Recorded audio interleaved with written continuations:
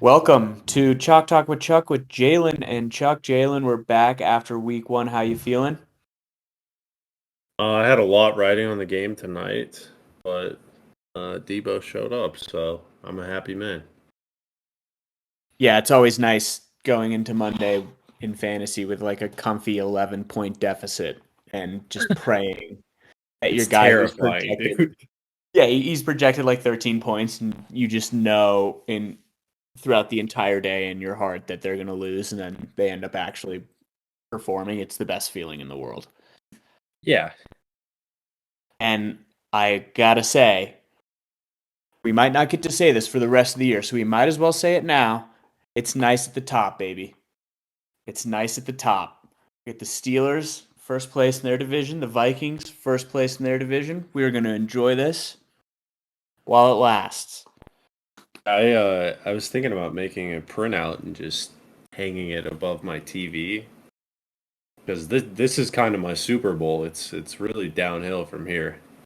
Yeah, I mean, for the next 2 weeks, we're guaranteed to be in the lead for the division or tied for the lead for the division, which is a great thing, you know? Yeah, I'm dead. I'm dead in 2 weeks. So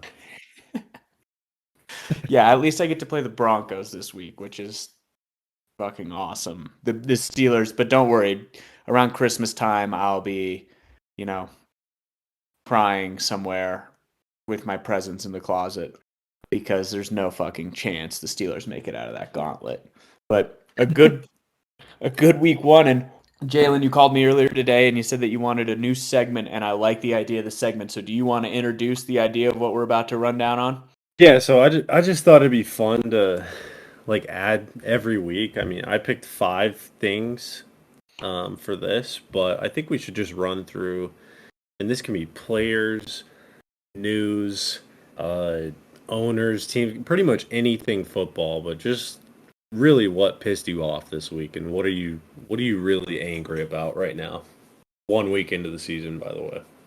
Yeah, I wrote down five, and then we discussed how we're going to document this so that we can go back at the end of the season and look at what our week one through like six hates were and see if they ever changed. But I'm so confident in like five or six of these, or like four or three of these, to be like not changing anytime soon. They may never change. Oh, I have a one spot that it might not change the whole year, but we might have a couple that are the same too. That's fair. I think we might have a few that are the same, but I knew what you were thinking when you asked me about this. I think there's like maybe one on my list that's the same, but when I came home, I started writing down some other things Okay. because I wanted to see to make it different a little bit. Why don't you start? Why don't you give me your number one hate? All right. So this is a very special player, and it's going to be really, really hard to knock him out of the number one spot, but it's Trevor Lawrence. I still hate him. I didn't even watch the game, saw that they lost. I have the funniest comparison. It's so niche for just you and me. For him later in the pod when we go over the line, I think Okay. you're gonna laugh so hard. Yeah, but anyways, that's the first spot. We're so happy that they lost. I think you texted me the Jags are back, and what were they up like 14 points at the time? Well, so I opened texted you like, damn, the Jags actually look kind of good. I took that rookie receiver in Brian Thomas. fantasy. Yeah, Tom. It's ever. I'm never gonna get this guy's fucking name. And he was fucking awesome. He scores a touchdown. They're up 17-3. And I was like, dude, they look good. You're not responding. And then in a matter of like, I think in game time, 12 to 45 seconds, Tyreek Hill scores a 70-yard touchdown and Trevor Lawrence throws a pick. And that's when I texted you, oh, the Jags are back. Yeah, so I read your first text about like, oh, the Jags look good. And I was like, yeah, they're still gonna lose this game. Like in my head I was saying it, and then I saw they lost on the field goal and I was like, yep, I knew it. I saw the ETN fumble. Had that guy last year, still can't hold on to the ball. But yeah, I was happy to see the Jags lose. Yeah. That's fair. And I mean, what's funny is that was like the closest game other than the Detroit game all week. I don't know if there are two quarterbacks that are more like that exist more in the same part of my brain than Tua Tagovailoa and Trevor Lawrence, where they were so good in college. Everybody was so excited about them coming out. I mean, Tua had the injury, so that changed a lot, but neither of them have ever really fully lived up to the expectation I had, and that game didn't live up to the expectation. I mean, the Jags essentially blow a 14-point lead, and the Dolphins win very unconvincingly. And I think the Dolphins secondary is trash, and it blows my mind that the fucking Jags couldn't finish it and Etienne fumbled. But that is such a good hate. I know that's not going anywhere. I'm going to put that in red on the fucking sheet because the red ones are locks Yeah. forever. And my 1-1, my red and forever red is the Browns front office for what they did to the quarterback market and what they did giving Deshaun Watson all that money. They also seem like surprised that this guy's shitty. And it doesn't even mention the fact that more allegations came out today. Yeah, so I have a take on the Jet or the Browns front office. I think they're playing Deshaun Watson on purpose right now, and they're like purposely kind of supporting him in the same way that the Democrats were supporting Joe Biden in the debate, right? They're like, yeah, just get out there, and then they're like gonna let him kind of ruin himself in a way. And Deshaun's They're doing a letting him great job kill of that himself. already. He's off to a hot start. I mean, I want to say it's unbelievable, but at the same time, it's probably the most believable thing that's ever happened. The Yeah. guy is a total piece of shit, gets all these allegations, then he's shitty to just Houston, period. Mhm. And then he, I don't know, decides that he's gonna be the same piece of shit in Cleveland. It's just kind of unbelievable. Yeah, I mean, I haven't seen body language from a QB like that, and I can't even remember the last time like you could just see it on him. He just did not want to be there. He was like just playing so bad, and then at one point he tried to help up one of his O linemen, and his O lineman just like shook him off. Like I don't even want your help up. If I was an O lineman for Deshaun Watson, I'd do the same thing. The guy gets the ball, he has perfect blocking, and he's like, I'm going to run right into you in hopes that I get sacked. Yeah. It's just, it's so bad. The poetic justice of this has been so great because he's so bad and he gets all of this money, and Baker Mayfield looks fucking awesome in Tampa Bay. Like, if Baker was in Cleveland right now, people would be talking about these guys being potential number one seed. I mean, I'm not saying Baker Mayfield is an amazing, top 10 quarterback, but he's serviceable. He does his job. He finds his receivers. He plays hard. The players like him. His teammates like him. It's the exact opposite. Hmm. Well, they actually have the exact opposite on the team right now as well, which I'm hoping we get to see in week two. Oh my god, if we get the aimless Jameis Winston, dude, I am so stoked. I actually, them keeping him is the silver lining, the like diamond in the rough narrative of this season. If we get Jameis Winston, I'm gonna be so pumped. Dude, those guys are gonna like the whole team morale is gonna change if he plays, Oh, it's gonna. and I mean, I know that Kevin Stefanski knows it too. it has to be. It has to be part of the reason he's so shitty in the locker room. Yeah. And if by the graces of gods, I'd love to get body language expert Bill Simmons on this, just to give his expert opinion. Oh, did you not listen today? Did he? Oh, did he give a nugget? Because I was in and out a little bit, but did he say all time bad body language? Yeah, me and Bill were on the same page with that. Dude, I love it. That's so good. Yeah, that's mine. My 1-1, probably a permanent one that might go down as like my like top 10 hits. I'm gonna play that one every single time when I'm 80. People will ask me what my least favorite NFL thing was, and it might be the Deshaun Watson contract. All right, good pick. I like Yeah. it. What's your number two? My number two. This is a new addition. I don't Pause. know if he's gonna. I don't know if he's gonna stay here. Probably not, is my guess. But it's Jared Goff. Yes, I was waiting for it. Um, we watched the game together. I mean, I was at a loss of words at how bad he was yesterday. Well, I mean, he wasn't all bad. He was great for Jamison Williams, but that's about it. He did throw some really bad passes. He got lucky that he didn't throw more picks, but it definitely didn't feel like the Jared Goff that I saw in the playoffs last year. No, Um, there was a feeling when we were watching the game that it was like I don't want to say old Jared Goff because Jared Goff has this like reputation of always being hated on but being pretty good actually. But that throw he had like across the boundary where he's trying to get Williams and the guy just barely misses the pick. And that pick ends the game. no, that was the Amon Ra, wasn't it? And he batted it down. Is that the one you're talking about?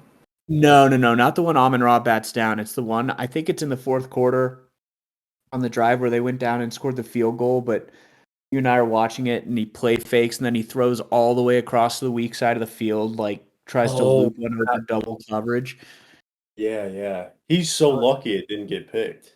If that gets picked, the game's over. I mean, just a bad throw, genuinely a bad throw. And there were a couple of plays like that in the game where it was like, whoa, that was bad, Jared Goff.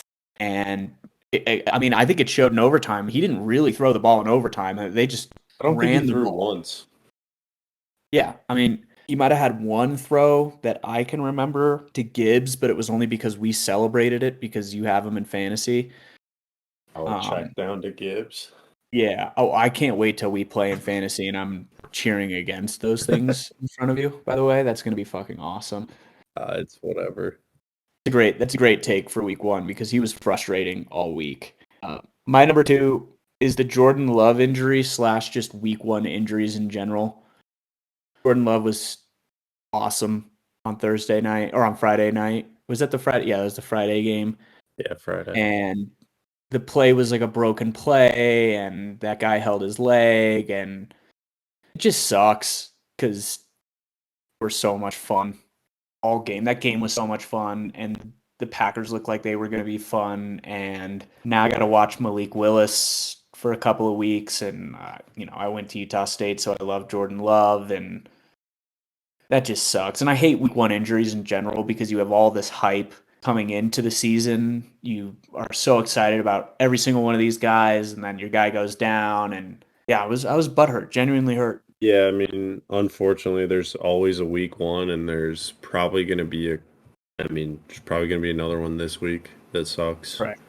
Yeah. I mean, injuries could Hopefully, always hopefully we can avoid like the ACL, Achilles stuff with the stars, so they can come back. Yeah, Um, and but yeah, injuries quarterback suck. injuries suck. I mean, it can even go back to the McCarthy thing. It sucks. It takes a little bit of air out of the season. You have to pivot Yeah. your expectations. So that's that's where I was at, and it's a cop out pick a little bit, but it's definitely a hate, big hate. Was really upset. Really happy to hear that he's not out all season. Really happy to hear that he'll probably be able to come back, and hopefully they can make a push for the wild card.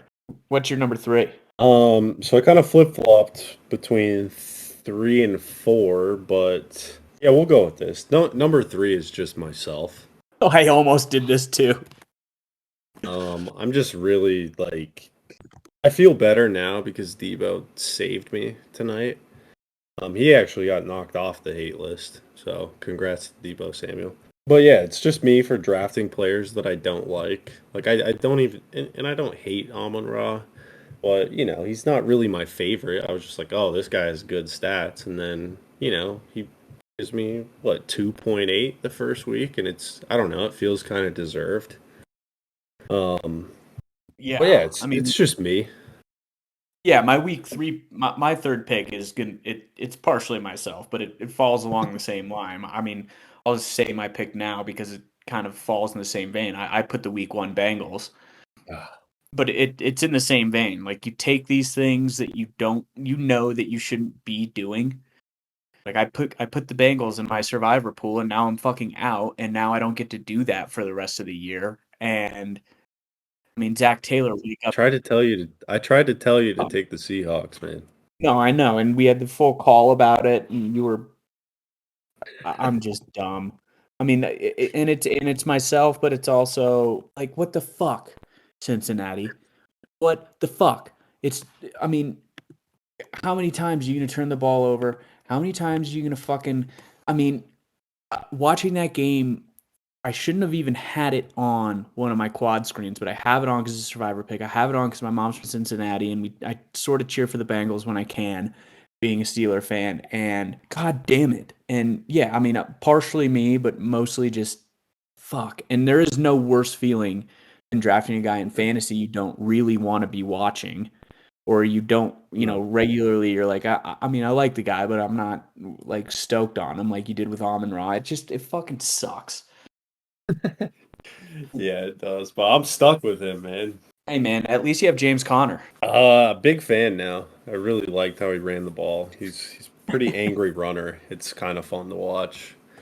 It's an all-time pre-draft text exchange. Me telling you that I always don't draft James Conner and wish I did and was going to take him this year, and then you take him, and now he actually does exactly what I thought he would do. So, Yeah. Yeah. congrats, I guess. But Just wait fuck. till he puts up a bad number for me. Oh yeah, I mean, I fucking Mark Andrews. I mean, that goes to the myself hate too. Fucking, I traded a first rounder for Mark Andrews, and it looks like he won't be Mark Andrews for a couple weeks. So that's fucking great. What's in your four slot? My fourth spot is Dan Campbell. Because this guy paid his wide receiver one 120 million to go out there and block for the running backs. And he also thinks that he can take timeouts from the previous game into the next game. Yeah, what was that at the end of the game? I don't know, dude. And like they won, but I know someone would have brought that up if they didn't win. It was just weird. I mean, it's such a hot take to put Dan Campbell on the list because he's like a Hall of Fame football guy. I don't even like the Lions, Chuck. I've told you this. I wasn't on board last year. It's like, yeah, whatever, man. You guys made the playoffs. Whoop Cool. de fucking do.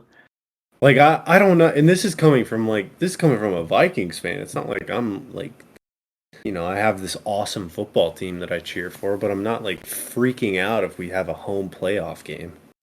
Yeah, no, I mean, I'm a Steelers fan, so I don't get to bitch about bad teams being happy about being good. Although being a Steelers fan has been like sitting in purgatory since 2011, or 2010. But yeah, there is something weird about the like over celebration of being a team that's competitive. Right? It's not to Like, tie. yeah, I don't it's like. cool, but like you have these fans were like, dude, they were like crying like their dead child came back to life. I'm like, this is football, guys. Like I love football, but can we relax a little bit?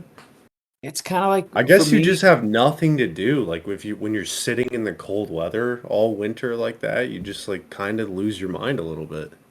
Well, it's sports fandom in general when you're like a fan of a franchise that's perpetually sick. Like it for me, I get this feeling with the Knicks.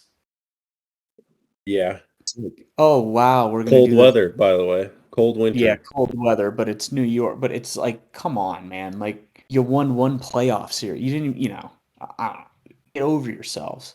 Yeah, and then they'll sit there and tell you that like Jalen Brunson and Josh Hart and Mikal Bridges, and this is no shade on them. They're dope players, but like they actually think they have a, some sort of a chance to win it.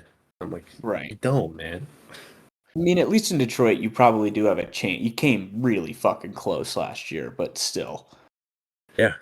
Um, mine's kind of similar actually, but it was inspired by watching the game tonight. My fucking fourth hate, and it's a big fucking hate, is the Jets' offensive play calling was Oh, fucking dog shit tonight. it was so bad. Oh, it was so bad. And watching, I mean, 3rd and 1, they run the ball. They get it to like a half a yard. You still have Brees Hall. you still are supposed to have one of the best O lines in football. And on fourth and short, you run like an out route to the boundary on the far side of the field, and the ball gets bat. And like all night, I just kept like kind of screaming into my phone and at the television, like, what the fuck was that? And I was so fucking pissed watching the Jets tonight because the first drive looked so good. They were in Oh, rhythm. I was like, the Jets are for real after that drive, and then they Oh, just weren't. and I mean, this is a little bit biased. I mean, Brees Hall actually did pretty great in fantasy today. 17 points for my running back. I'm not going to complain, but I took Brees Yeah, Hall. I'm dude. not joking. In every single one of my 5 fantasy leagues, Brees Hall is my RB1. I took him in the first round. He won me $25 tonight. He played good.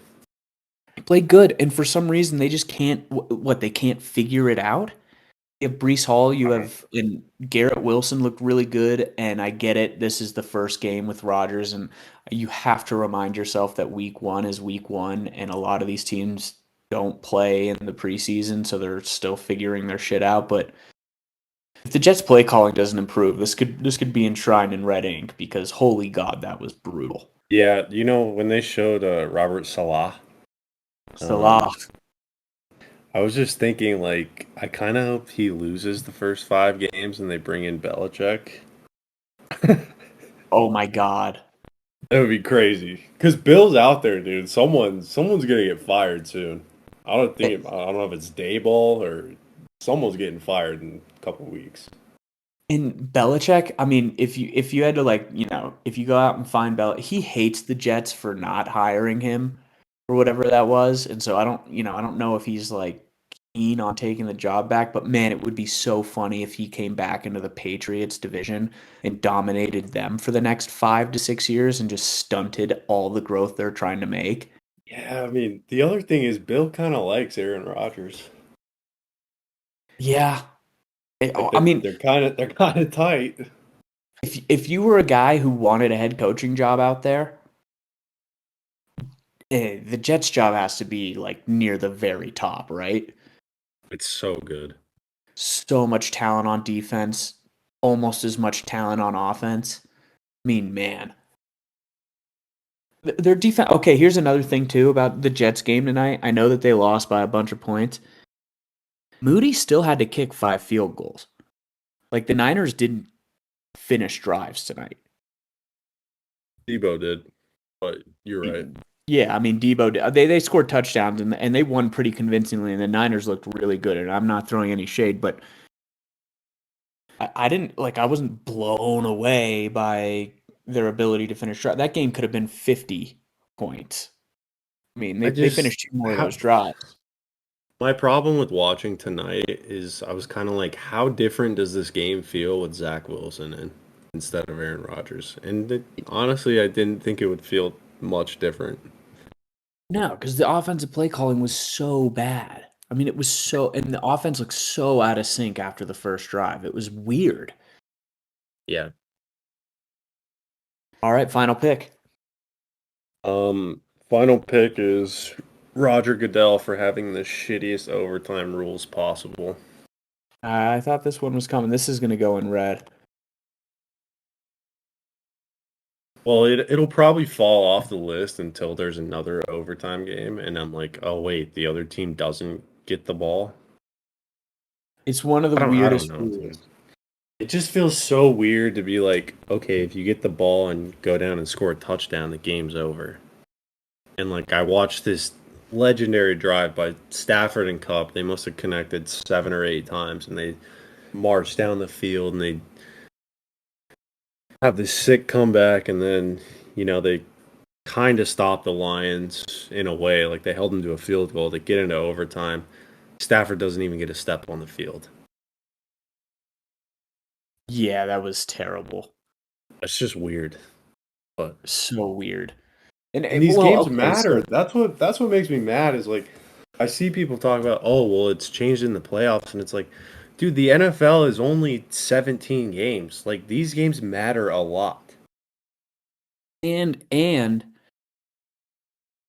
The most frustrating thing is the perfect overtime option for how games, at least in the regular season, should be conducted in overtime. And I think in the postseason, it should just be a new quarter that you play out until Yeah. one team's winning at the end of a quarter. But during the regular season, there's no reason not to do college format. There's just none. No, because it's so quick. Like, what do you start on, like the 30, right? Yeah, like the 25 or the 30-yard line. And Yeah, so you're basically like goal line type of stuff. Like, it's not. I don't know. And I in hope the they NFL, change if it in you the wanted next to few back it years. up to the 35, you could because a 50-yarder is not guaranteed, but it's just exciting enough. Yeah. I mean, it makes no sense. It's a perpetual thing that's fought on. The fact that the opposing team might not be able to take the field is just so dumb. And yeah, I mean, nobody. I hate the overtime rules so much because I forever have to watch the fucking Tim Tebow slant route to Demaryius Thomas, where the Steelers I don't think got to take the field, and the Jets beat us in Oh, the I mean, and the Broncos beat us in the wild card game. It's fuck. So yeah. It's yeah. uh it's tough, man, especially when, like, I don't know, I kind of feel like the Rams played like the better team. That's definitely subjective because, the Lions, they're pretty even teams. I just felt like the Rams were a little bit better, but Yeah. you know, whatever. My final one is going to be week one flags for rules that I didn't know were new rules that they're going to focus on. Great pick. What, like, I don't when I even know saw what they're calling now, dude. it, like, I hate that at the beginning of every year, the NFL's like, and they do this in the NBA too, but they're like, well, we have points of emphasis this year. Like, what the fuck do you mean we have points of emphasis? Have we not been emphasizing playing the game correctly? And then, so this year it's the illegal formation, which I guess they tweaked the rule a little bit, but the Ravens game was such bullshit with that. I don't know how you call the Ravens for 8 violations of the rule, and then you call the Chiefs for it twice or something like that, maybe once. You're That just guy moved asking. 17 times in that game. It's ridiculous. And we were talking yesterday about the evolution of being a football fan and how you recognize things. And I am someone who takes great pride in recognizing pre-snap penalties. And it really starts at first you recognize when there's a false start, then you sort of recognize when holds are going on, and then you start recognizing like illegal shifts and illegal motion and somebody lining up incorrectly. And this week I have to like fully reset my like final tier of being a real NFL fan because I don't know what the fuck in a legal set is out there. I was pissed and I it's don't messy. really know either. To me, it's like the left or right tackle, like, kind of opens up. He's more at, like, his legs are more at like a 45-degree angle than like a 90, I guess. Or actually, it would be less than that. But I don't like it's almost like you need your knees like forward towards the goalpost instead of like, open up to like a 45-degree, which makes it significantly easier to slide laterally. Like, that's how you play defense in every sport, is you take that type of formation. But I don't know, dude. Well, and I spent like all off season bitching about the hip drop tackle thing and fully expecting that to be this huge thing. I don't think I saw it called once this week. No, they I missed one tonight, I thought, too. They missed one against One Josh on Allen. It was almost one on certain. Juwan Jennings tonight. Yeah, He and got so up. what? Like, and also for the formation thing, and this will be my final bitching point about the formation thing. We spend the past 10 years protecting quarterbacks to the point where guys can't accidentally hit their helmet when trying to bat a ball, or it's going to be fucking roughing the passer. And then the NFL's like, oh, you know what? Let's make it a little bit harder to protect the quarterback, I guess, on this one instance that's super complicated. And it's almost certainly going to benefit the best teams in the NFL down the stretch. It's just so fucking stupid. Yeah. We already talked about this, but I can't wait for it to be called on someone else while they're playing the Chiefs in the Super Bowl, and it's like a very pivotal moment. Oh, it's AFC Championship Super Bowl. The Chiefs are going to get a favorable call on that, and we're going to. I cannot. You know what? I can't Or wait a for. non-call, or they just won't get called for it. Right, and Probably that. there's going to be a billion people on Twitter taking screenshots of like the left tackle lining up a quarter of an inch away from what they're regularly supposed to do and being like, the fucking Chiefs. Here we go again. And I'm going to like every single one of those tweets. Me too. I was gonna say I support those when they're against the Chiefs. Yeah, I mean it's I think it's like level 5 of fan delusion. And if there was like a 5 level thing of like fan delusion and hatred, level 5 is the screenshotting and posting on Twitter your left tackle lining up versus their left tackle on like 4 separate plays. The thing that's so weird about doing stuff like this is like I watch a lot of basketball, probably more than you do. And when they change rules like this, it's like these guys have been trained to like they train their bodies and their movements a certain way for so long. And then Adam Silver comes in and he's like, "Oh yeah, actually you can't do that anymore." Right. And not only And that, a then lot all of the the time, players are like, "What the hell, man? Like, what? How am I supposed to do this then?" And like, it reminded me of Lane Johnson freaking out in the Friday night game. Like, he got called for it, and he went over and yelled at the ref, and he's like, "Oh, what did I do wrong?" Like, he doesn't even know what he's doing wrong. yeah, and like Harbaugh's face in the Ravens game after they got called for their 5th infraction was distraught. He looked hopeless. I don't Yeah, even know. I've designed my whole offense based on these. And it's not as if these guys are not trying to follow those rules. They yeah. are, but it's tough. And a lot of the times they're incentivized to do the things they've been doing because it's been, positively reinforced. And now you're just, yeah, Jerry Jones and, all these other old fucks get together at the rules making meeting and they get to write rules about things that they've never experienced. It just sucks. Damn, dude, the week 1 hate list is strong. I love it. It's I really mean, we strong. just complained for 35 minutes about stuff, and it's week one. Great. Oh my god, the Pat Bev tweet. Oh, that was so funny. So good. So good. I Anytime see tweets like that, and I'm just like, I'm so glad that because it had like 30,000 likes. I'm like, I'm so glad there's 30,000 other people out there who feel the same way that I do. and anytime you can line the Pat Bev tweet up with something with him celebrating in that Minnesota win, it's so good. That's an all time funny sports moment. Oh, it's Hall of Fame, and it's the most Pat Bev thing ever. No hate to Pat Bev. It is one of the funniest things. So, Very um, it's kind of close to like Detroit fans freaking out about having a home playoff game. yeah, fair. In my head, at least. I know No, it that's is. debatable, but No, it's right up there. My honorable mention was just going to be Joshua Palmer not doing anything this week. It really sucked. I put a lot of stock into him. I still believe, so I left him off. But I talked a lot about four him for targets is tough.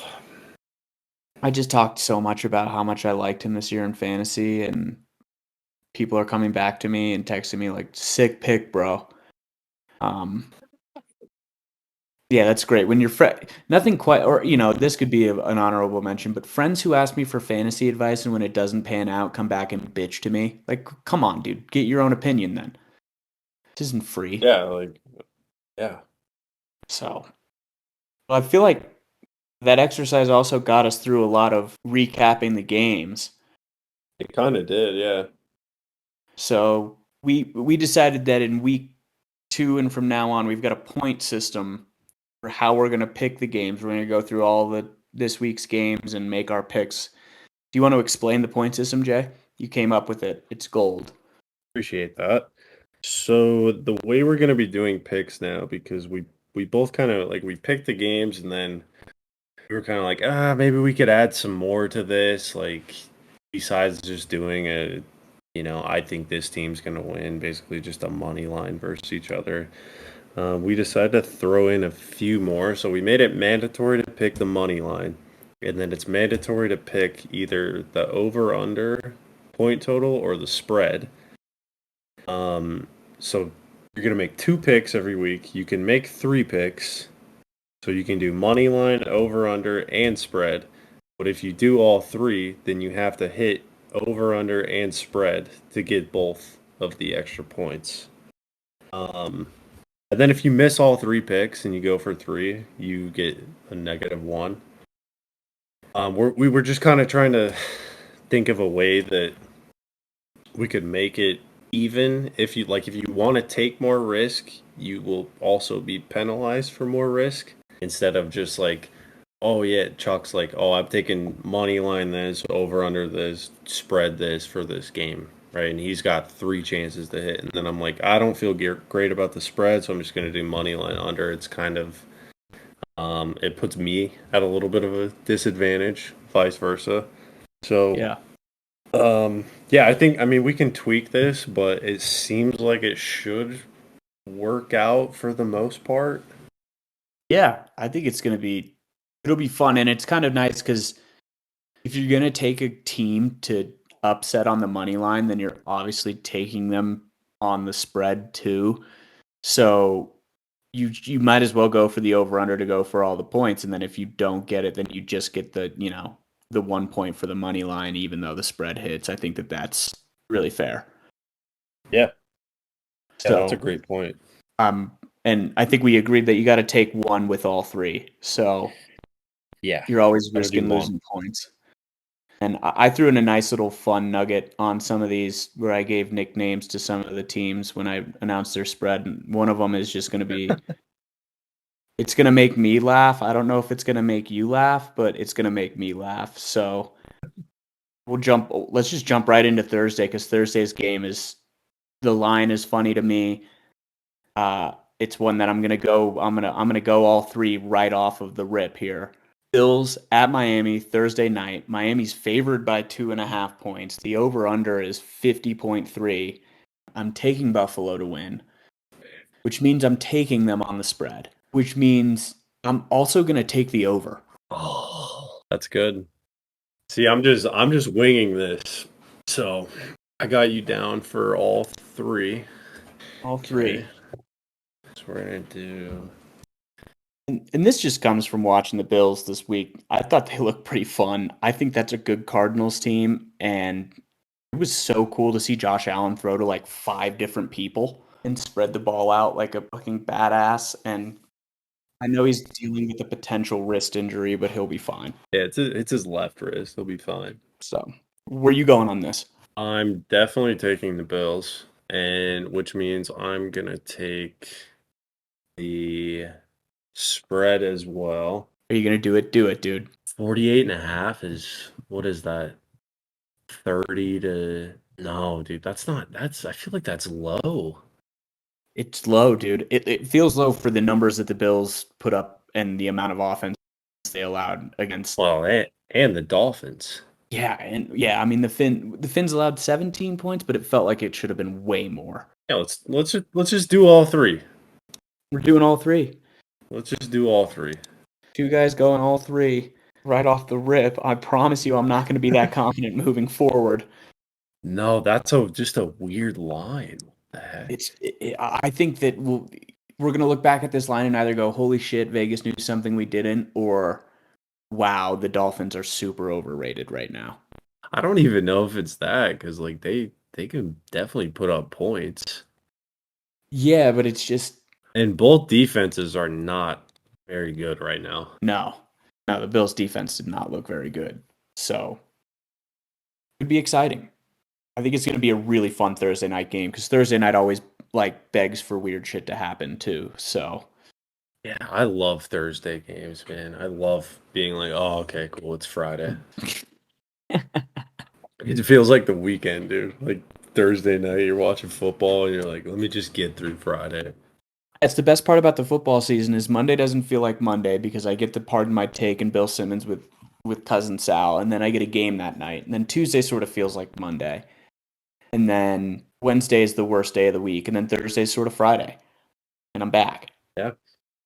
So it's great. All right, next game: Raiders Ravens in Baltimore. Ravens favored by 9.5. The It's a lot of over under. points. It's a lot of points. The over under is 41.5. What are you going with? I'm going. God, the Raiders looked so bad against the Chargers. So bad. And thanks for moving me off that last week. That was sick. What was your? Sorry, what was your number? What was your fifth pick for hot takes week 1 or honorable Flags. mention? Was it? Oh, my honor, Joshua Palmer. Wasn't it getting mad at your friends for fantasy advice? Just saying.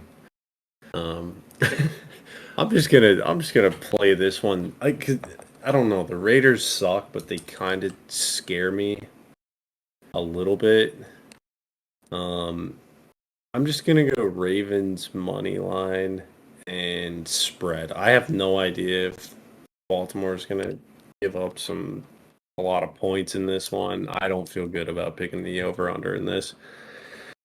So I'm gonna go money line and 9.5. All right. Yeah, I'm gonna take the Ravens money line. I am not confident in 9.5. It feels really big for a team like Okay. the Ravens. So I'm gonna take the oh God. I'm gonna take the under. Wow. So are you going all three or just you're not doing spread?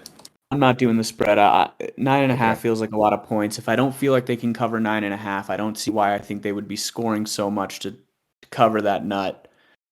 Under 41. Go under 41. I think the Ravens will take a lead, maybe play it a little safe, run the ball with Derrick Henry. I don't see a world where this Raiders team scores more than 10 points in this game. And I think if the Ravens go up like 21-3, they might not score in the second half because the Raiders defense isn't bad. It's not that they won't score. It's just they're not going to be foot on the gas. They're coming off of a weird game. Plus, they got the mini bye. They're rested. So, yeah, I'm going to go under. Or they might be really pissed off and just want to beat Score the a shit billion out of the points. Raiders. Yeah, I mean, there's always that. But Max Crosby's weird. I don't know. Sure. Yeah. All right. Oh, dude, this next game's fucking sick, dude. I don't even Awesome. want to touch this game. Chargers Panthers in Carolina. Um, Chargers favored by 6.5. Another thing that I've never been more scared of. And the over under set to yeah. 38.5. Uh, Personally, I'm going to take the Chargers. I'm going to take the over, and I am not going to touch the 6.5 because I have really no gauge of that Chargers offense.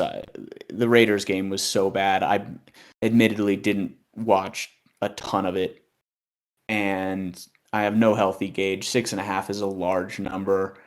I can't imagine Carolina will be that bad, but maybe they're that bad. If they are, fine. But yeah, I'll take them to go over 38.5 points. Yeah, I'm gonna go Chargers and I'm gonna take the under. Oh, all right. One of us is going to be happy. God, that Chargers offense was not good last week, dude. No, I mean, and they won that game kind of by default. But Yeah. if the Saints can put up 40 points, I don't know why I Oh, don't. you might be right. Man, Oh, it's tough.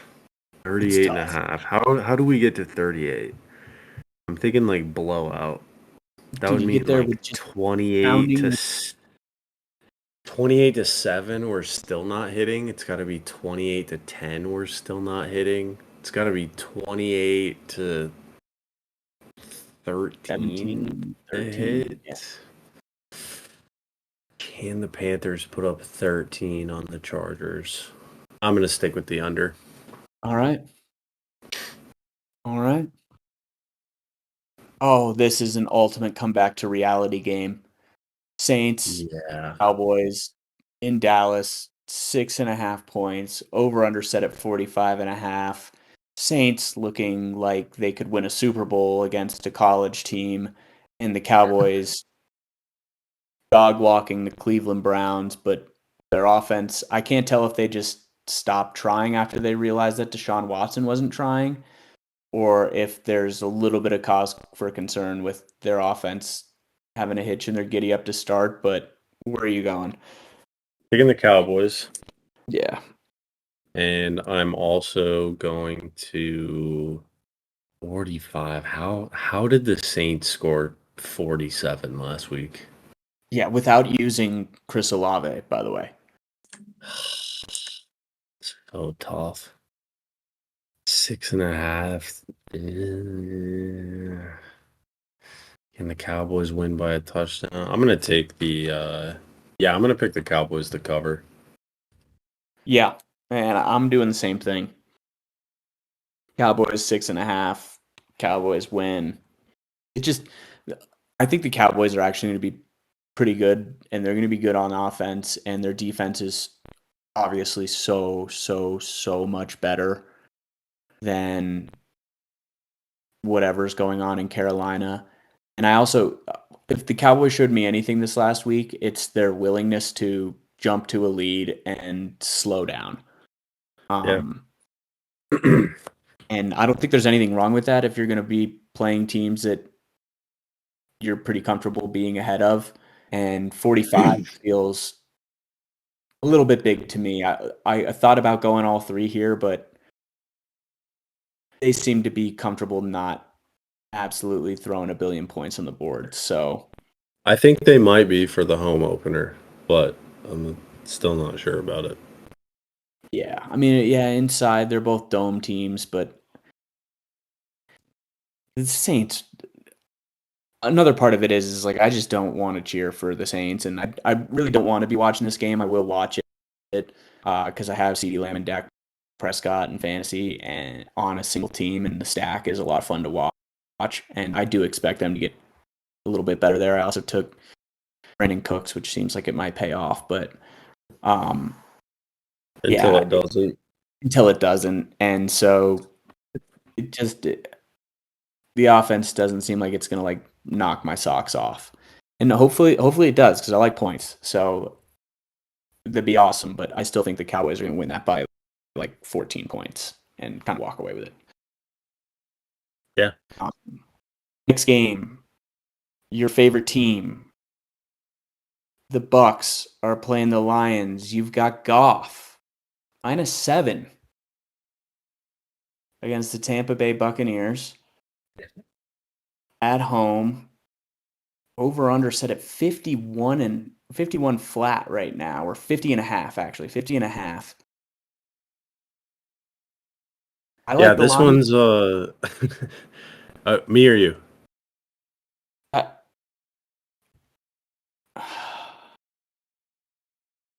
I'll go because I guess I just started. I like the Lions to go money line, but I don't like the Bucks to cover here. So I'm gonna do a little fade on myself on the Lions money line, but I like the Bucks to cover.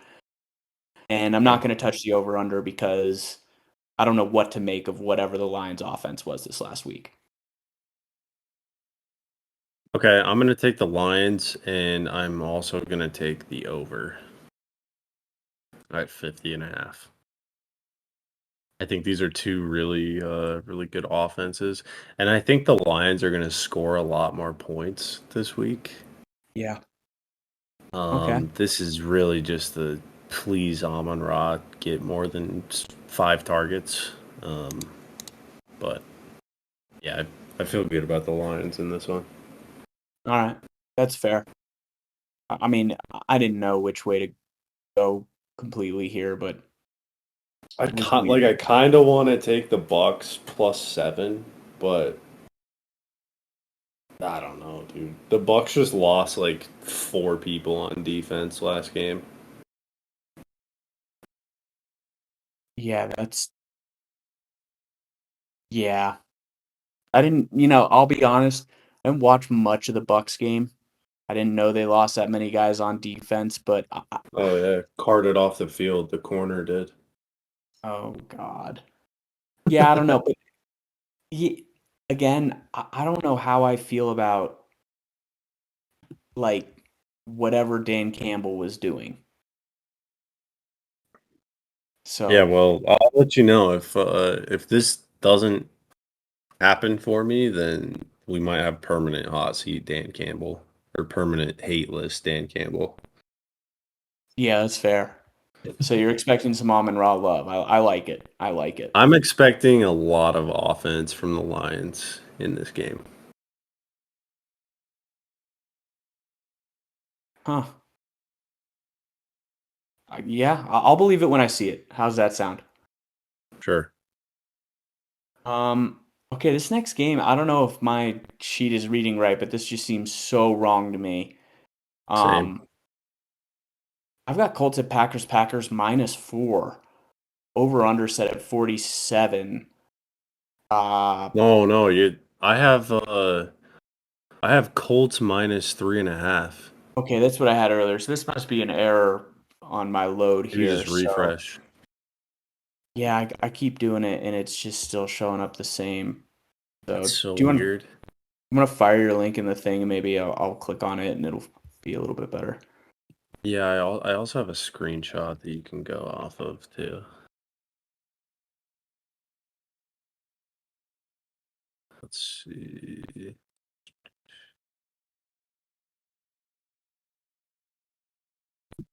Okay, that should work.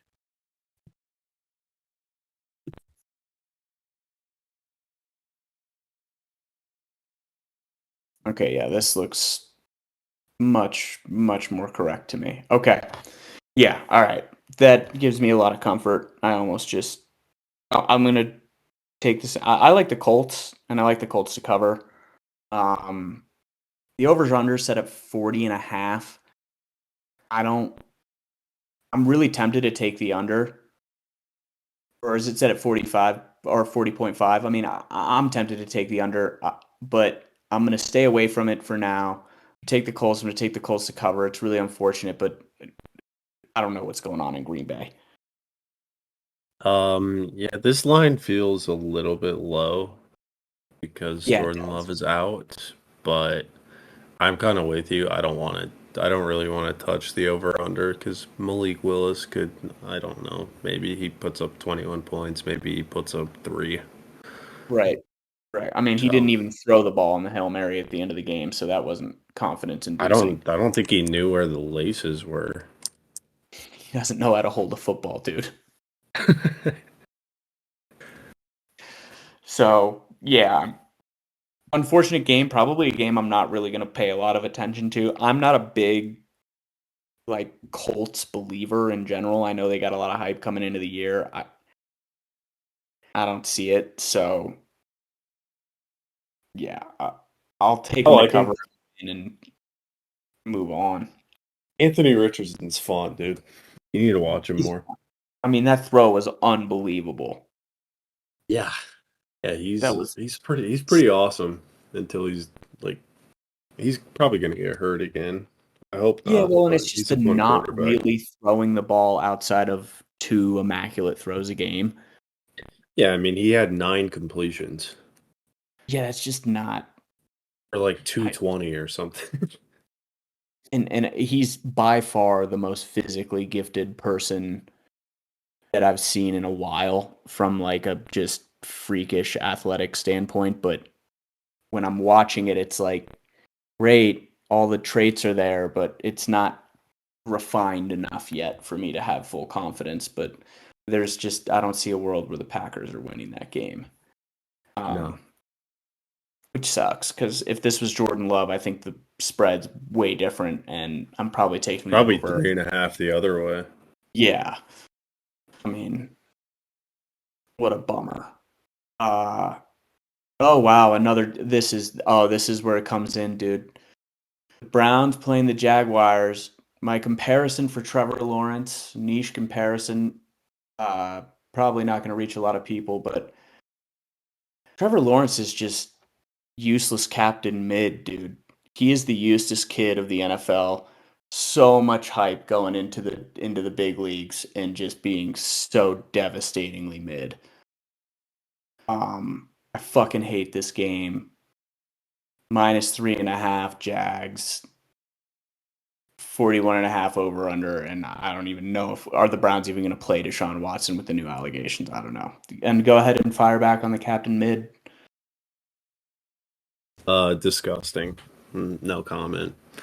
Um, I'm so numb to it at this point. I can't. I don't even know what to say anymore. Dude, it's the hype around that guy Who did you coming into even the take? I was NFL. pissed off listening after you said that. I haven't even taken anybody. I just knew it was going to Oh, piss you off. yeah, I'm pissed right now. Are you pissed because it's kind of accurate and it hurts that way? It's not accurate at all, dude.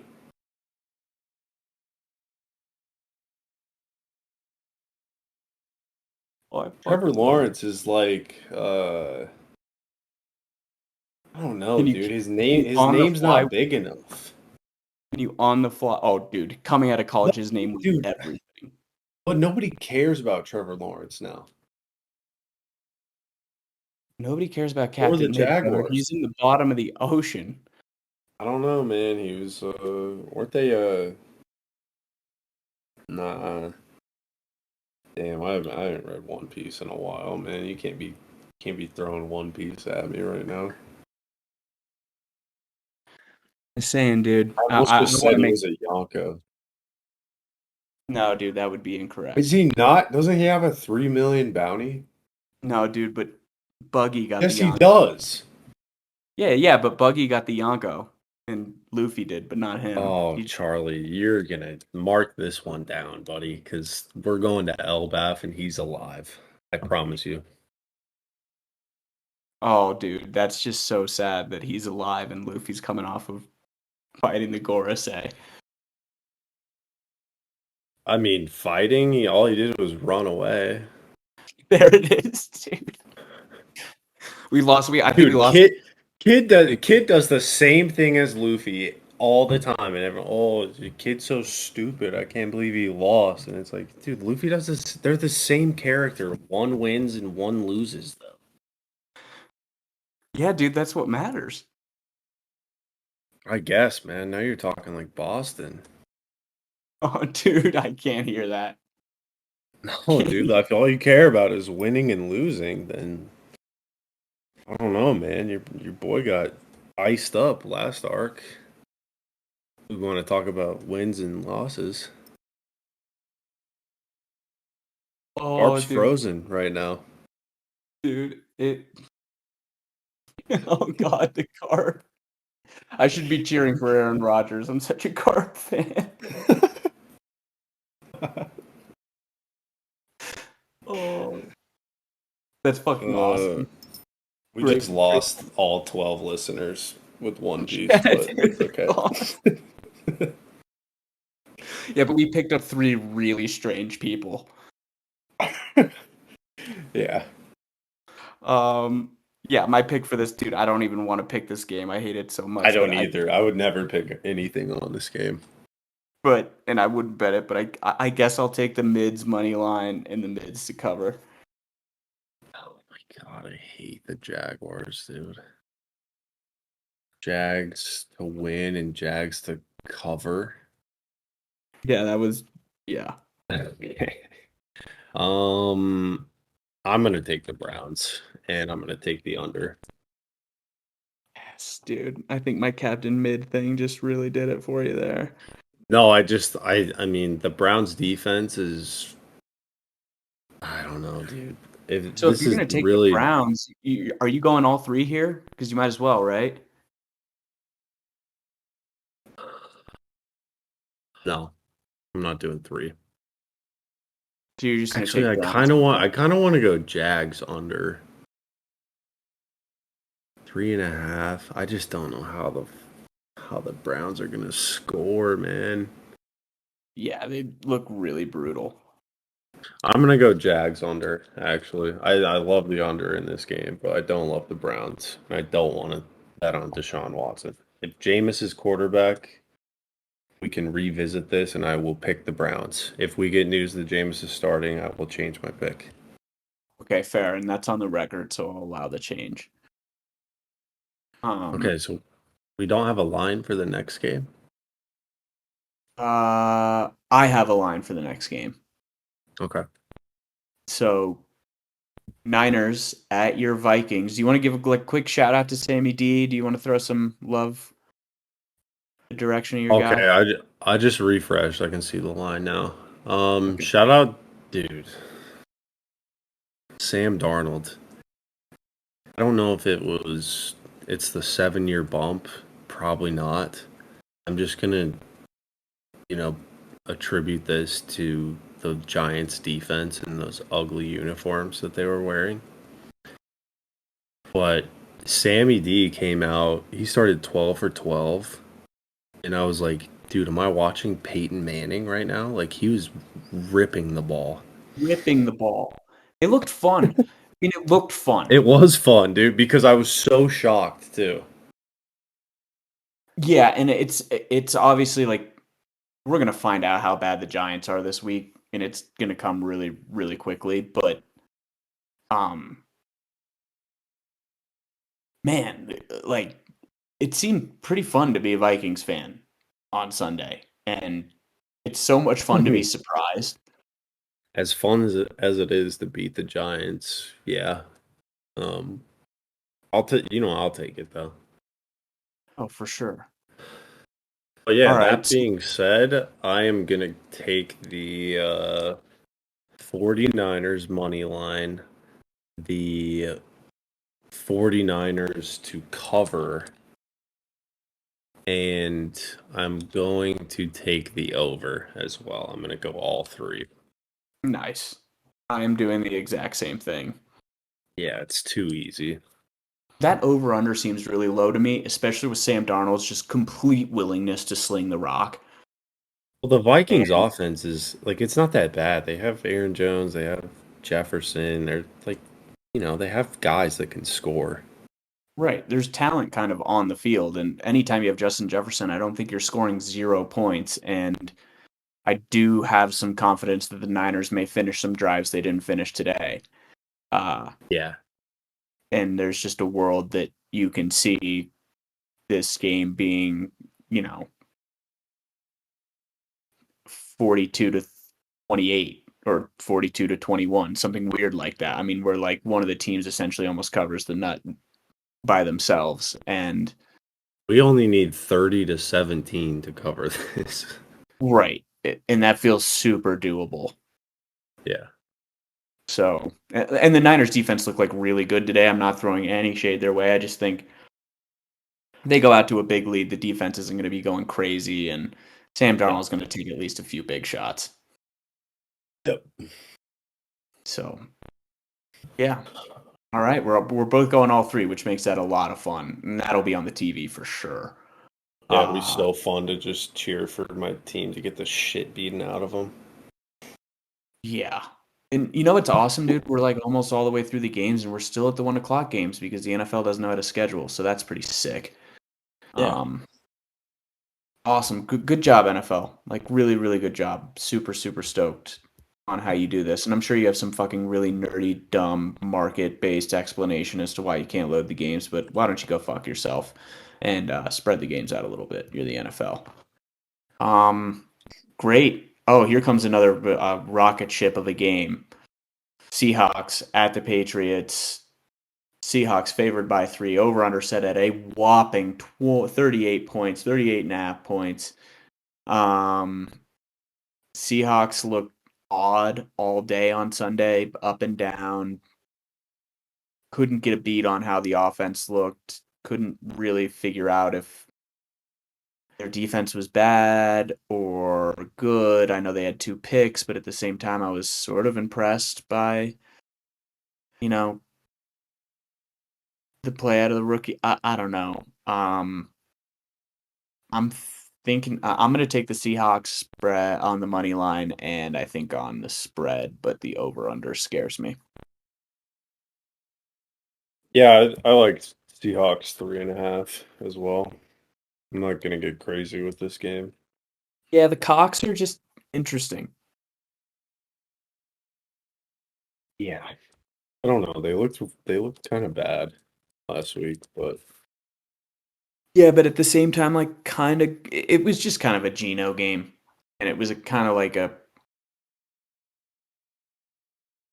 is Bo Nix good, or are they incapable? And I know that I think the final over under would have gone well over this number that they put out, but I just don't think that I don't have a lot of confidence betting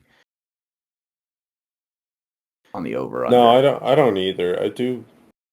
The Patriots defense is kind of it's kind of decent though. They're that corner that they have, uh, Gonzalez, I think Christian Gonzalez. Yeah, he's good. He's a monster, dude. He's like, he's really good, dude. Leave it to the Pats, man. They always have good corners. Yeah. So, yeah, I mean, not the most insanely entertaining game. Probably not going to make the TV for me. And, I will be checking because I have a lot of stock in Kenneth Walker. But, yeah, it's not like the Patriots were fun to watch on Sunday.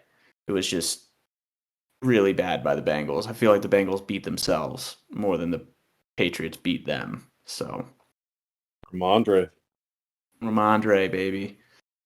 Uh, Great. Yeah, this next game scares the hell out of me for probably no really good reason. But Jets Oh, at it Titans. does? Yeah, Jets -4 over under at 42. Um, you asked me this last week. I'm like, oh, Jets, everything, take the over, whatever. The Jets offense looks so fucking miserably boring to watch today and so out of sync from the first quarter on. And there's just like weird Will Levis shit going on all day on Sunday where it looks great and the Titans look good and the defense looks Him fun. on And his then, knees is like the funniest picture ever. oh my God, dude, When that's he going to be just memes dropped to his knees. for Oh, it's eternity. so good. Um, I think this game will be a lot of fun. I think there's going to be a lot of weird shit that happens in it, but I'm taking the Jets spread and Jets money line. And God, part of me wants to take the over, but I'm not going to touch it. Jets spread and money line. Okay. So you did Jets and spread. Okay. I'm gonna do Jets spread and the problem is like they do have a quarterback. I know the Jets offense isn't great, but they do have a quarterback that can throw for more than 93 yards. So the over is very well in play. It's in play. But the thing that scares me about the over is I think Will Levis sucks. Yeah, I do too. So I'm gonna not touch it. I'm just gonna do Jets spread. Same as you. There we go. Yeah. And a division game for our next game. Final game of the morning slate. A game that for some reason feels insanely watchable for only one reason. Giants versus the Cumrags, the Commanders, the Comrags. Um, you know why they call them the Comrags? What? In DC, at least this was a name in DC. When I was living in DC, they changed the name, the Commanders, and they handed out rally towels with Commanders on them, and people just started calling them the Comrags. Oh, that's awesome. Yeah, it's fucking hilarious. Um, my friend and I wanted to get one so bad. They sent them to like all the season ticket holders, and I wanted to buy one off of like eBay, but then I thought, was this somebody's comrag? Um, and couldn't do it. But Yeah, Giants, Commanders. Commanders favored by only 2.5. Over under set at 44. Where are you going? Because I have a very good feeling about where I'm going on this. I'm taking the Commanders. Their RB1, Jaden Daniels, is pretty good. He's sick, dude. He was fucking awesome. I know they didn't win and kind of got blown out, but that was so much fun. Yeah, yeah. Kind of a garbage time touchdown at the end, but we'll take it. Great fantasy player because he's gonna be in the whole time in garbage time. Um I'm gonna take Commanders spread, and I'm gonna stay off this over under because the Commanders probably have the worst defense in the NFL, but I don't know if I can justify Daniel Jones putting up like 20 points either. Okay. Yeah, no, it's 40. What is it? 43.5. Yeah. It's a big number. I feel like taking a risk here. Yeah, you're doing it. Oh, Yeah, I'm gonna do the Commanders across the board plus the over. Um, okay. why not? It's just, the over. At first, my instinct was like, don't fucking touch the over under. That's insane. But the Commanders have a pretty bad defense, and at the end of the day, Jaden Daniels is really, really fun. And I don't even know if the Giants have a defense. I don't know if there's a defense in New York. So you're expecting like a 28-17 game ish? I'm expecting like I'm just expecting like points galore from the Commanders. Like they could put Okay. up 35, and I wouldn't be shocked. Oh, he might run all over that defense, man. Him and Austin Eckler. Yeah. Like they could just go back and forth with those guys all game, and then the Commanders' defense is bad enough that they're probably going to give up around 14 points just on default. I mean, Malik Neighbors, this might be like the oh my god, Malik Neighbors is a viable fantasy guy. Look, he had a touchdown and 150 yards, and fucking Devin Singletary had a touchdown, and don't sleep on your Giants as your guys in your fantasy league. And then it all falls apart the Just, rest of the year. I But don't know, man. Did you see that stat about Daniel Jones since he signed his contract? I didn't. Is it a? Oh man, is it an insult stat? He's thrown more pick sixes than touchdowns. Amazing, dude. That's great for the over. Yeah. Yeah, definitely. I just see a scenario where this game is 35-6. It could be.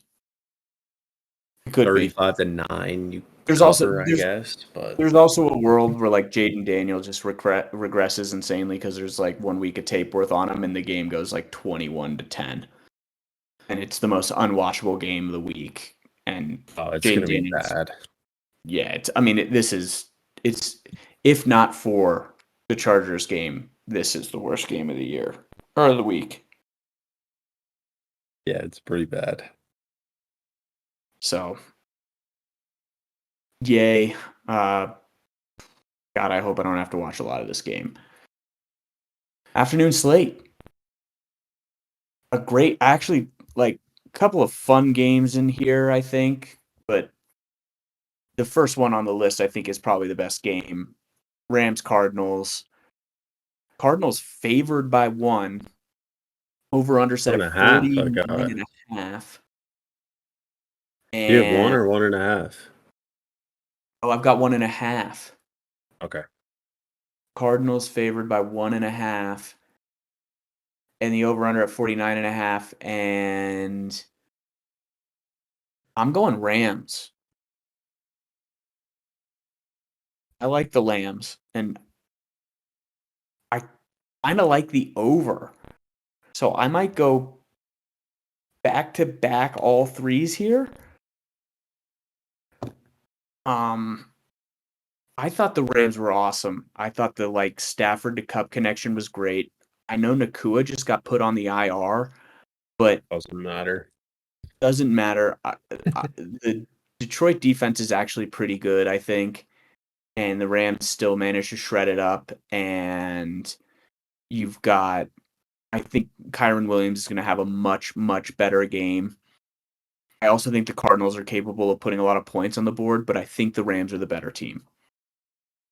Yeah, I'm exactly with you on all three on this game. I can't believe the Rams are dogs in this one, to be honest.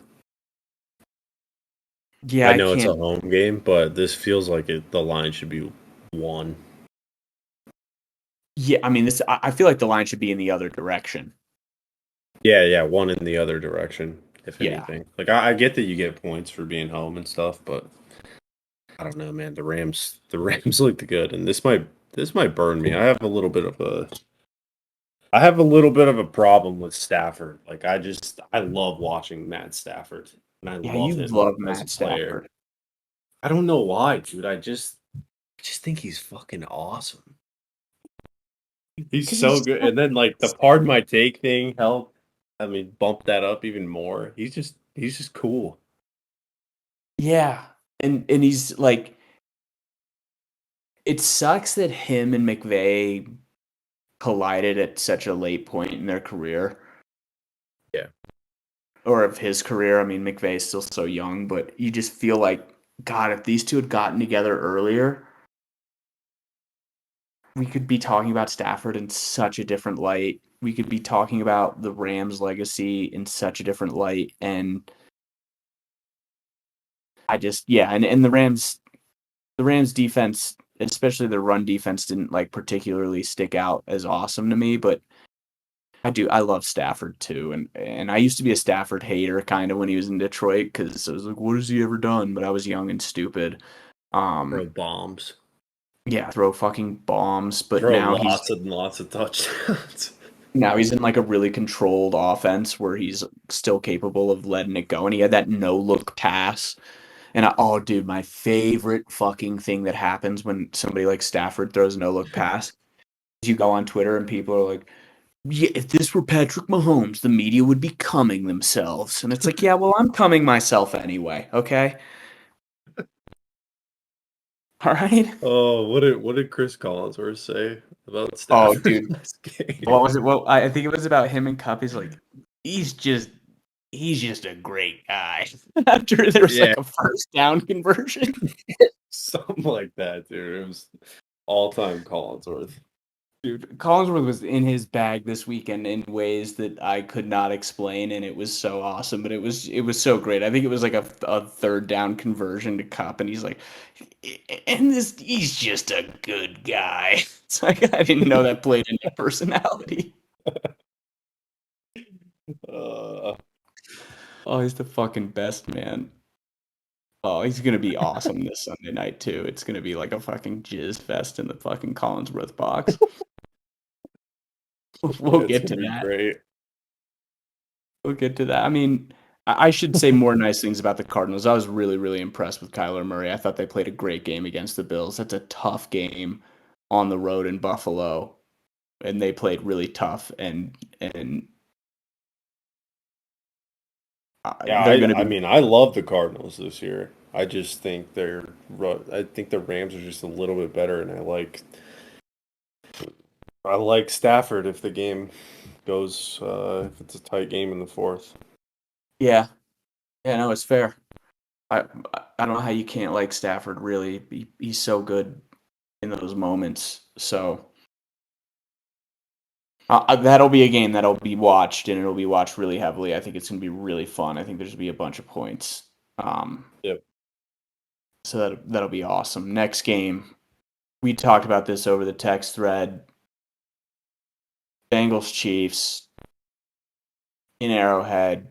Chiefs favored by 5.5. Over under set at 48.5. The Bengals look so bad and disappointing and flustered and discombobulated. I think this line was at 6 earlier. I think public money is going a little bit in the Bengals' direction because they managed to play the Chiefs tough. I know that's been the story the past couple of years. I like again, I love Joe Burrow. I love Jamar Chase. I have Jamar Chase in my keeper league. He's kind of the cornerstone of my keeper team. When he's on, they're great. But I have to see Don't it to do it. believe it. I'm not going to do it. I'm going to take the Chiefs. I'm going to probably take the Chiefs on the spread here, and I'm just going to stay very, very far away from the over under. Okay, I'm gonna take the Chiefs. I'm gonna take the Chiefs to win by or to cover the spread, and I'm also gonna take the under this game Oh, because the Bengals look like I don't know. They look really bad. And I don't think Jamar Chase is gonna be a happy football player until he's paid. And for some reason they're not gonna pay him. And I don't think this is gonna be a good season for the Bengals. yeah. I mean, okay, so I want the record to show right now that I'm fully there's this like 10% of my brain that's so fully convinced that the Bengals are going to go out there and make this like a super competitive game, and it's going to come down to the wire, and it's going to come down to like who has the ball last, and there's a field goal, and I'm going to be pissed because the Bengals look like such shit week 1, and if they would have played even a quarter of this good against the fucking Patriots, they would have won the game. But I can't bring myself to it quite yet. I think you're right. I think the Bengals look miserable because vibes are miserable in the locker room because players aren't getting paid for reasons that I don't fully understand. And the media, the one thing is, my grandpa, who's living with me right now, is from Cincinnati, huge Bengals fan, has been reading Bengals news all day today. The media there's terrible. They're getting lambasted in the local papers. They're getting crushed by local fans. There's a chance that they might just pony up here this week, try to solve the problems within the locker room, try to get vibes going positively. I think it's a little bit too late for at least this Chiefs game. The Bengals are looking at a very, very sketchy situation here. They go down 0-2 in the early season. I mean, they've done it before and made the playoffs and made the AFC Championship game, but um, it's not today. It's not this week. It's Chiefs at home. This could be a Patrick Mahomes specialty. Yeah, I just don't see the Chiefs struggling with this team at all. Like in their current state, I don't see it. Yeah, and I mean, and I should just throw like so much towards the Chiefs in week 1 too because they looked really good against the Ravens. I mean, it feels really far away because it happened, you know, we just watched a 10 bunch of days ago. games and that was the first game of the week, and so I'm not like fully remembering how awesome the Chiefs looked in that game. But they looked so good on Thursday. They look better than they looked last year, and they won the Super Bowl. Yeah, I mean Travis Kelsey caught three balls and they won. Xavier Yeah, Worthy touched the ball 3 times and scored 2 touchdowns.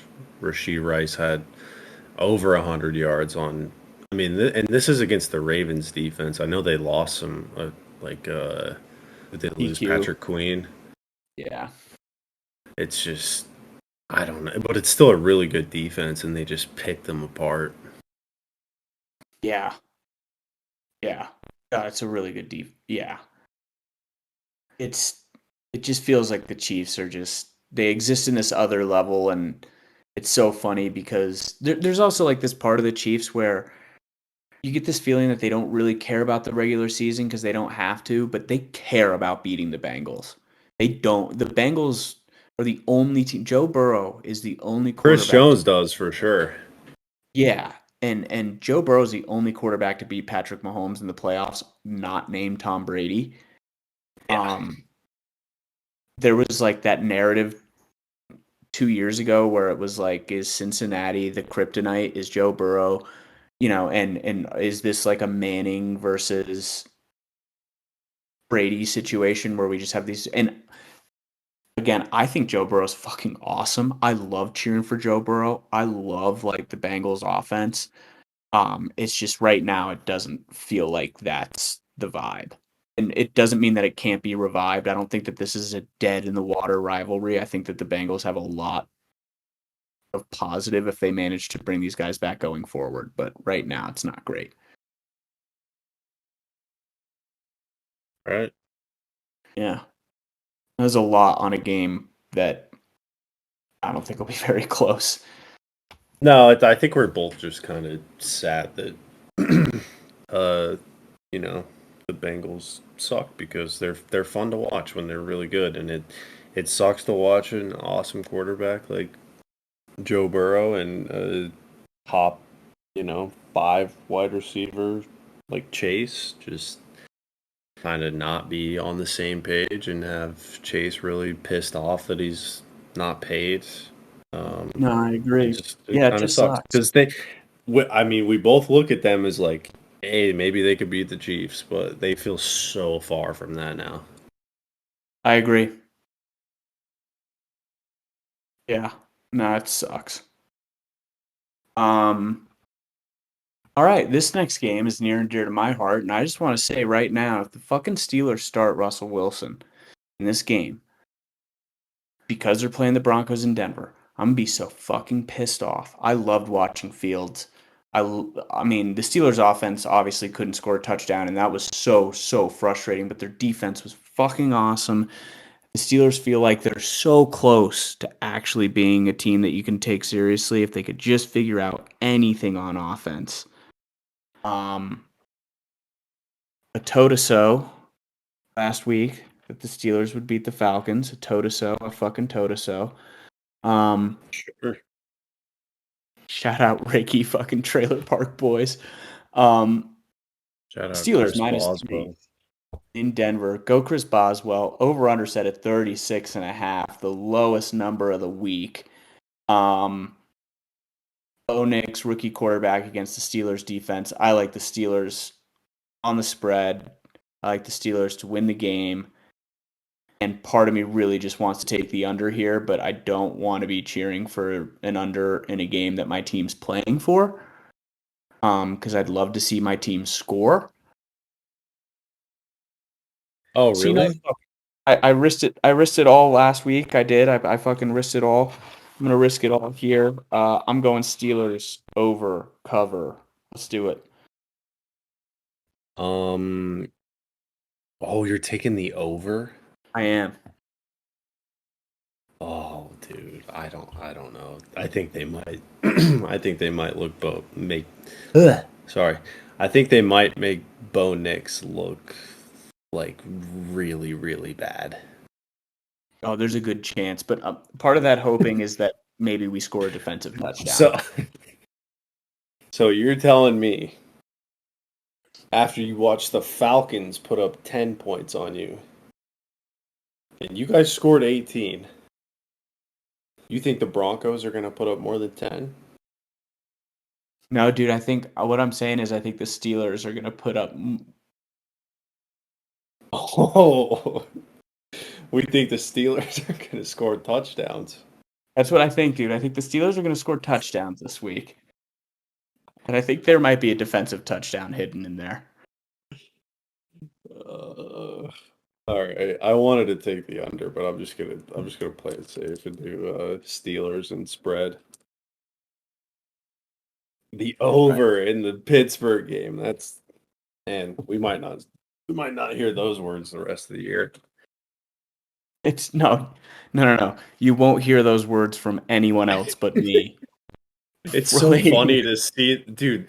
The Steelers Broncos is a lower point total than the Seahawks Patriots. Like it's insane. 36 points is so low, man. I know that's. And it's reasonable too. Oh, I mean, they could have this at 28 points. And I'd be like, I 28 and don't a half. know I'm about thinking that about it. one. How many times did I want to see the Steelers scores I from don't think the last Steelers year. have scored over 30 points in like Easter's, dude. I was gonna say. It's been Easter's since the Steelers scored over 30. Uh, all right, so we got 7. Oh, they did score 26 on the Browns last year. 23. Oh yeah, this is 26, 24, 17, 10, 20, 23, 10, 10, 10. 10's their number, man. 18. Oh, they did score 34 on the Bengals last year. Oh, that was the week they And then fired Canada. and then followed it up with another 30-point game against the Seahawks. So, All right. but that was I'm with riding it. Kenny Pickett. That was with Mason Rudolph. Oh, it was Yeah, that was awesome. Mr. Offense. Oh, dude, the guy looks like he stormed the Capitol. Dude, there had to have been 2 defensive touchdowns in this Bengals game. No, dude, the Steelers offense put up like more yards than they put up in the past 5 years in that game because Matt Canada was fired. Ugh. I think Jalen Yeah. Warren scored a 70-yard touchdown in that game. George Pickens, Najee Harris, Calvin Austin. They did Oh, that have was Calvin 3 Austin. interceptions that game. We could have the same. I mean, there could be a strip sack touchdown, TJ Watt. Yeah. And that was the Jake Browning Bengals that put up 11. Oh, yeah. Yeah, no, it's a really, really hot take, and we're probably not going to come close to it. And I probably just gave up a free point, but fuck it, I'm doing it. I don't know because I can see it like that's what's hard about Pittsburgh is like all they have to do is score 2 touchdowns and the over's gonna hit. Right. Yeah. So they'll give up like 10 and then they'll kick 19 field goals. Now, I want to go on the Uh, record here. If this is fair, you went on the record with the Jameis thing. If Russell Wilson starts, I will eliminate my over pick. Absolutely. I think you can just not pick on the game if Russell Wilson starts. I would also love to just not even touch the game if Russell Wilson's playing. I don't want to watch it if Russell Wilson's playing, dude. I'm not gonna watch it regardless. Dude, it's one of 3 games. You're going to have it in the quad box. Yeah, we're not doing quad box, dude. We're going full screen Rams Cardinals for the 4 o'clock games. Yep, fair enough. Yeah, I'm not even going to fight that. I might check in on the Bengals to see how bad they're getting the shit beaten out of them. It has to be brutal. Maybe Joe Burrow goes and dyes his hair at halftime and learns how to play football again. Oh, God. The dyed hair looks really Dude, bad. the blonde hair's got to go if they lose this game. You got to shave it, right? You got to dye it. You got to do something. You can't be walking around like that if you're getting Yeah, your ass number kicked. one sign of a team falling apart is hair controversy. It was like when Baker Mayfield shaved his mustache at halftime for the Browns. It was like, oh no, Yeah. this is bad. Their quarterback just lost all his confidence. He shaved his mustache at halftime. Um, all time bad vibe move. All time bad vibe move. Yeah. All right, Sunday night. This is going to be a Chris Collinsworth special, dude. The noises coming out of his mouth are going to be amazing. Bears, Texans in Houston. Texans favored by 6.5. Over under set at 46.5. Jalen, where are you going? I think this is going to be an ass whooping. Yeah, I do too. And I feel kind of good about the under because Oh, I don't think the Bears are going to be able to score points. Like this feels like a 35-10 game. 31-14, 31-13 type of game to me. I mean, if that's the case, you're flirting with that over under, but Yeah. Well, yeah, but I mean, you're still under the you're number. you're under it. That's what I always like to do that when I'm looking at over unders. Like, okay, what could this be? Like, what do I need this to be to hit? And I mean, the Texans put up 30 last week. I have a hard time believing they wouldn't put up 30 again, and it's not a disrespect to the Bears defense because I know the Bears defense is really good. I just think they're going to be out there for a lot of the game. Yeah, the Caleb Williams thing, I'm not giving credit to how bad that was because they won.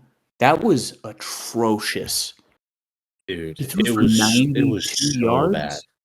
Was it 90? It was under 100. He threw sub 100 yards, right? 93 yards. They had their best drive was 11 plays for 44 yards.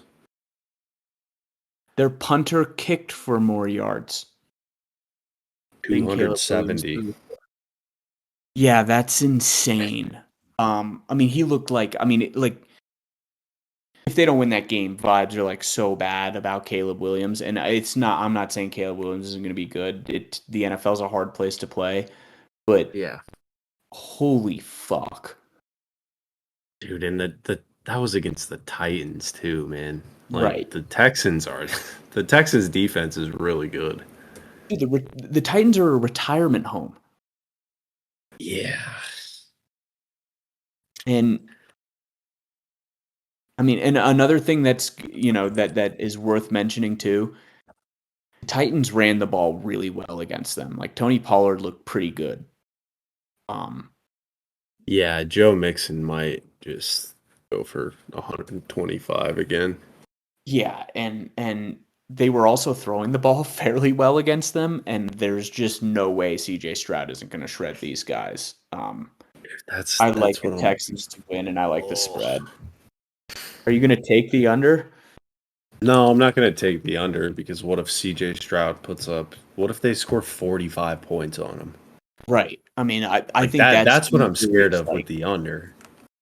the thing about the Bears defense is it reminds me of the Steelers defense of the past 2 years where it's really, really good and they're going to win them games because they're really, really good.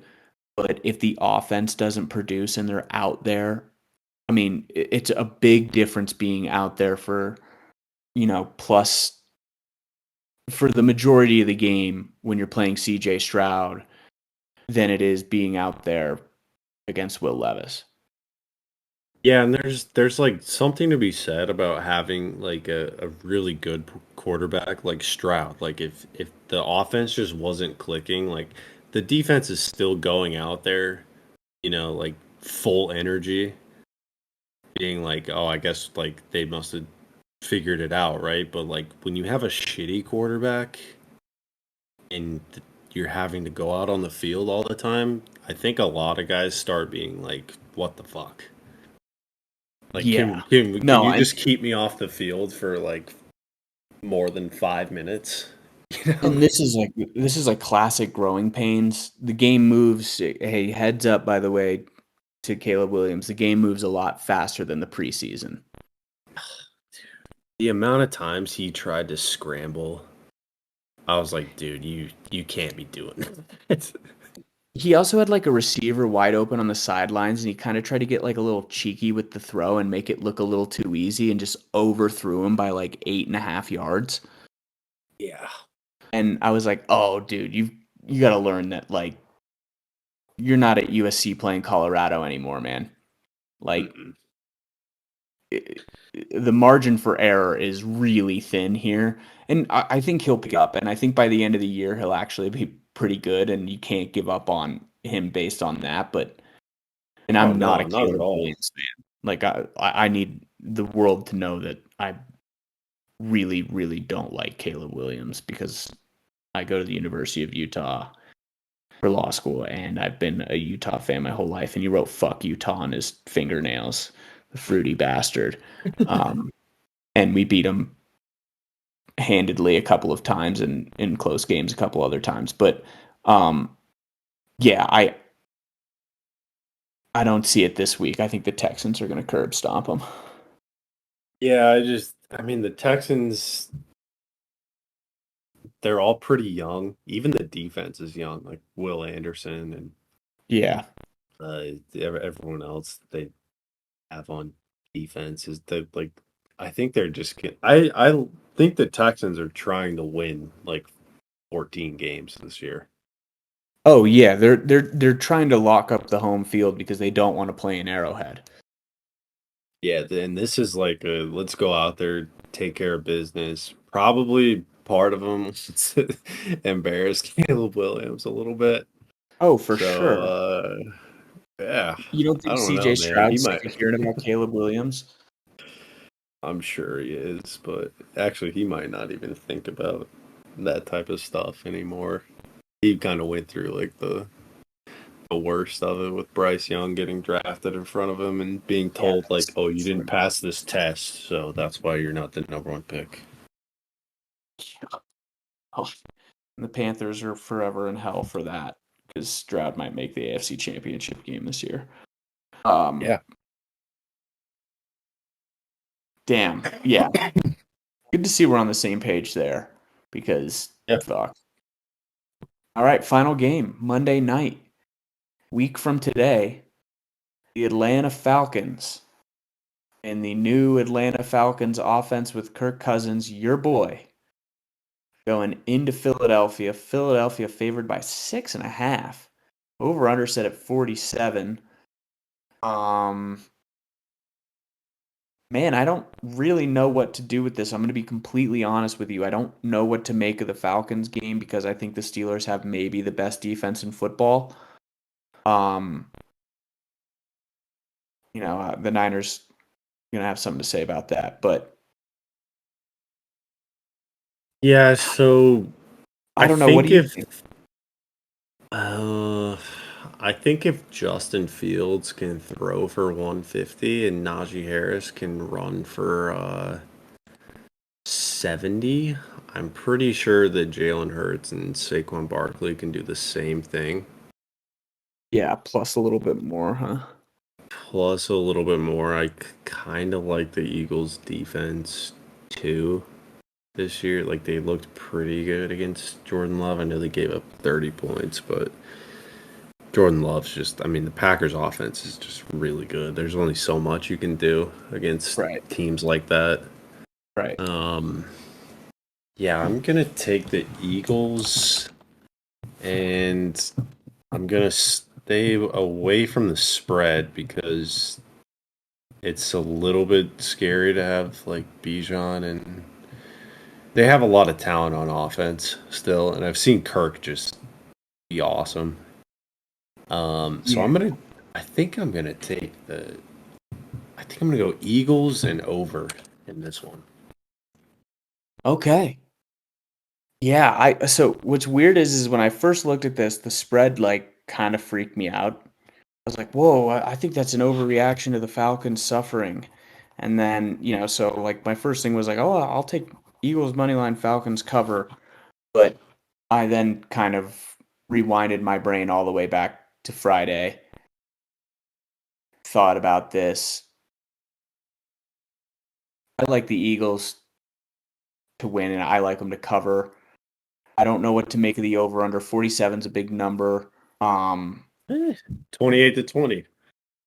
yeah, I don't know if I know the Steelers defense is like really good, but I don't know if it's like that many heads above the Eagles. Like Drake London didn't look great. I mean, outside of Bijan Robinson, and I know Kyle Pitts scored the touchdown and, whatever, but like, was there anything in the Falcons offense that looked good? I don't know. I didn't watch the game. Yeah, no, I'll tell you right now, no. Um, like when Kirk Cousins dropped back to pass, I used to, I mean, Kirk Cousins is respect where respect's deserved. When he used to drop back to pass, I was like, oh fuck, something could happen here. Last week, I was like, oh god, I am not that scared right now. Um, yeah, I'm I gonna don't stay away know, from. dude. I think you're underrating your defense a little bit. You think? I mean, you can name like 7 guys that could be all pro on that defense. Yeah. No, it's true. It's ridiculous. And like TJ Watt coming at you, like I don't know. The Eagles have Jalen Carter, but it's not even close to TJ Watt. No, you're right. And then You're like right. the linebackers, the Eagles defense still has holes in it. Like we saw the Packers receivers getting open. And they Yeah. have a new defensive coordinator, so they're still tightening things up. I All right. I'll put some respect on my team's name. I'm going to take the Eagles to win, cover, and the over. I'll take all three. Wow, all three. I wasn't trying to talk you into anything, by the way. I was just trying to gas up your defense a little bit more. No, but you're right. I mean, Defense is ridiculous, man. defense is ridiculous. It's insane. I mean, you won a game kicking 6 field goals, and your quarterback threw for 150 yards. Yeah, that was nuts. Like that's all defense. Yeah. I need to do my survivor pick as well. Yeah, well, I'm out. So, do you want to do your survivor pick on air? Yes. There's a couple games. Obviously there's a few games that I could pick, but I'm trying to save better teams until later. I kind of want to pick the Colts. Yeah, I would pick the Colts or the Chargers. I don't know how many chances you're going to get at picking the Chargers. Or the Colts, really. Yeah, no, that's Yeah, true. because I was going through it and I'm like, okay, well, I'm never going to pick the Raiders. I'm never going to pick the Panthers.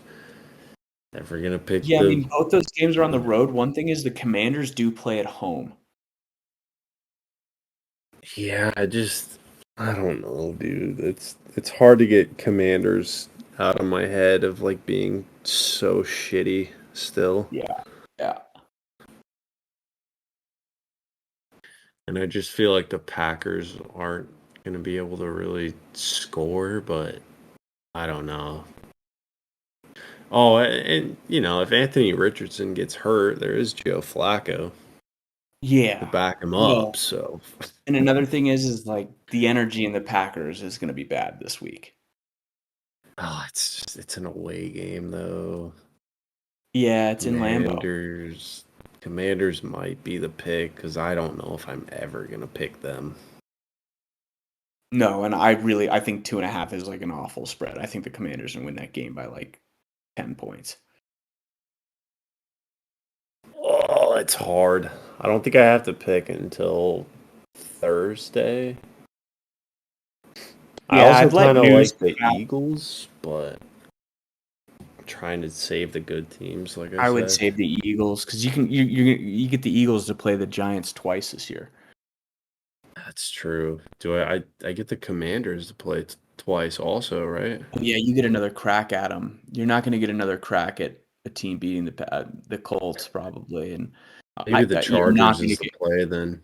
Yeah, you're not going to get another crack at the Chargers. Chargers or Colts?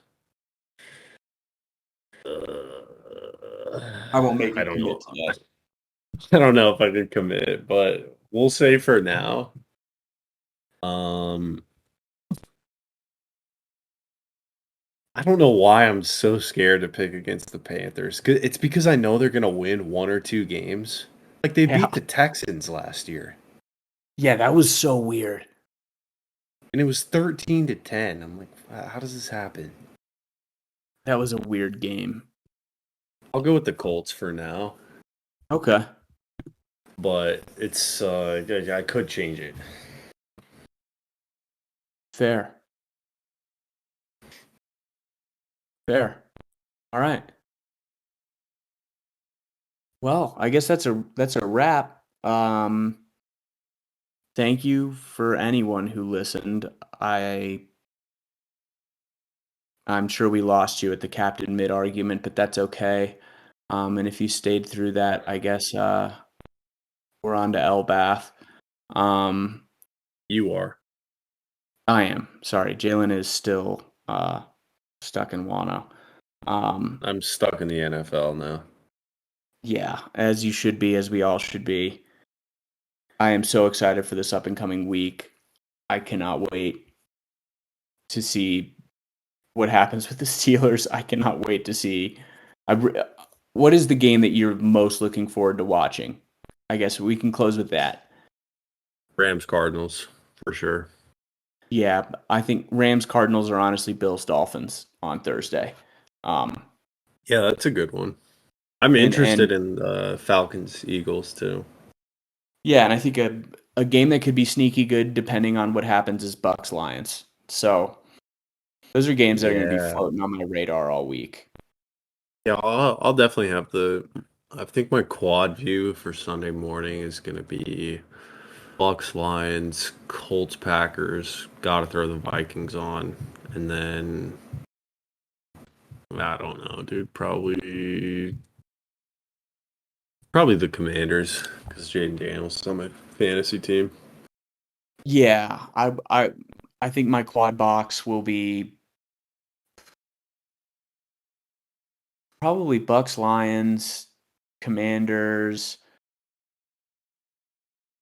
Probably Cowboys, right? Yeah, Cowboys Saints. The problem is, yeah, Cowboys Saints, and then I'll First probably half. usually the Cowboys get the national game, so I usually have 5 games going. I have like the national big game on one, or the Steelers on one, and then a quad box. I'll probably have the Saints Cowboys as like my solo game, just because I have a lot of fantasy stock there, and then I think I'm going to squeeze the Vikings and the Niners in just because I want to see Sammy D air the ball out. Yeah.